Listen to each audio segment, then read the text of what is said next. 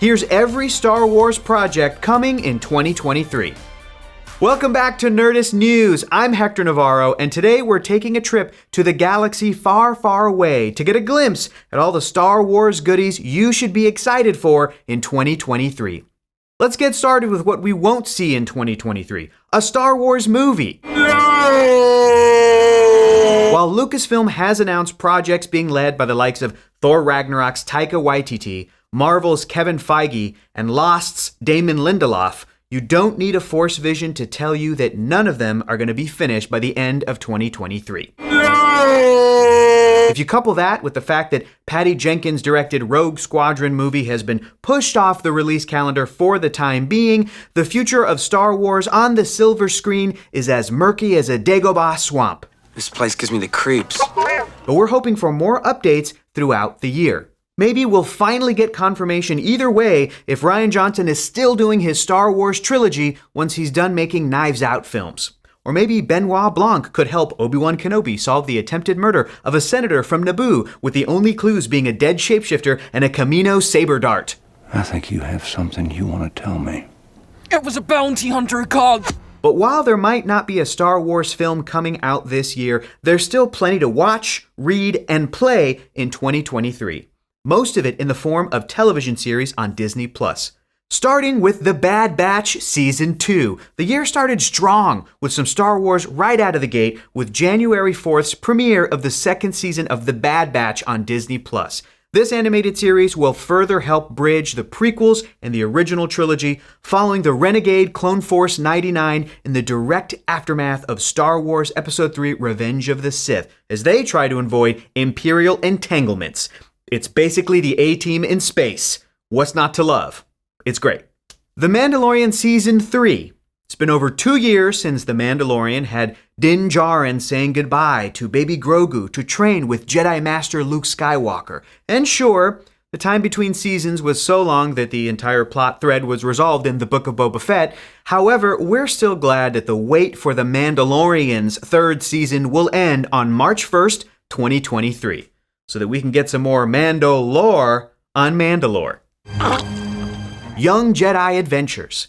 Young Jedi Adventures is being described as the first full-length animated Star Wars series created for preschoolers, early grade schoolers, and their families. These original stories will follow younglings as they are swept off into adventures and start their journeys on the path to becoming Jedi Knights, learning valuable skills for our galaxy and the galaxy far, far away. That sounds real cute. I like that. But besides being a Star Wars series for younglings, Young Jedi Adventures will be the first time we see the High Republic era on the screen. We'll finally see the Jedi at the height of their power before their numbers diminished and the dark side clouded their abilities in the prequels. And anime fans will also have something to sink their teeth into when Volume 2 of Star Wars Visions debuts later in the year. Visions hands the Star Wars reins to top anime studios to create stories using their unique vision. And while these standalone stories aren't in mainline Star Wars canon, the first season was a lot of fun and gave us stories from anime heavy hitters like Studio Trigger and Production IG. No word on a release date yet, but expect it sometime in the spring. Ahsoka. Everyone's least favorite turned favorite Togruta character made her live-action debut in The Mandalorian Season 2, played by Rosario Dawson.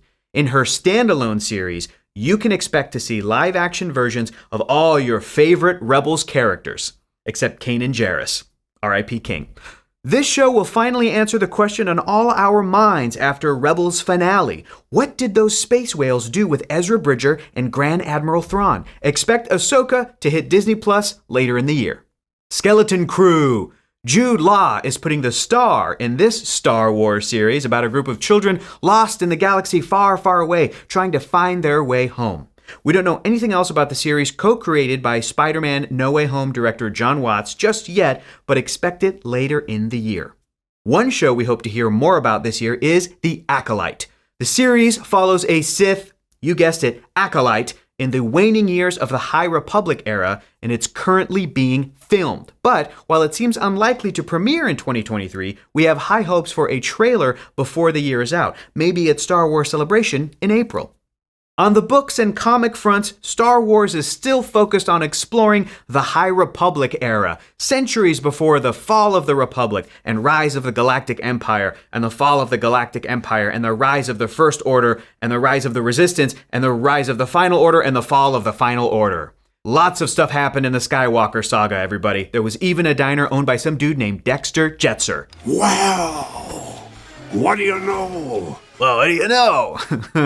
But back to the High Republic. Okay, Phase 2 of the High Republic will wrap up later in the year and usher in the third and final phase of what Obi-Wan would call a more civilized age. Thanks, Obi-Wan. But if the High Republic era is not your jam, there's still plenty of other Star Wars comics coming out this year to scratch whatever comics itch you've got. Unless you have bookworms, then get yourself into a back-to-tank stat.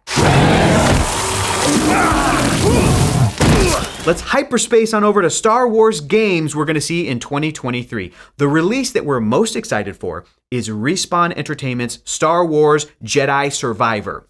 The sequel follows Cal Kestis 5 years after the events of Jedi Fallen Order as he tries to avoid running afoul of the Empire while learning more sweet lightsaber moves and collecting seeds. You can pick up Star Wars Jedi Survivor on March 17th.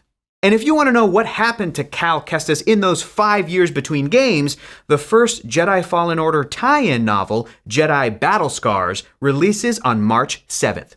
So get it, get caught up, and then get the new game. The other Star Wars game that should definitely come out this year is the arena combat game Star Wars Hunters on the Switch and mobile devices. And it won't cost you a single credit because it's free to play. And I heard there's 2 Jawas stacked on top of each other in a trench coat in the game. Check it out. And that's what Star Wars has in store for us in 2023. But what do you folks think? Which Star Wars project are you most excited to see? And do you think Lucasfilm has any Star Wars surprises in store for 2023? Let us know in the comments below. And for the latest and greatest in the world of pop culture, stay tuned to Nerdist.com.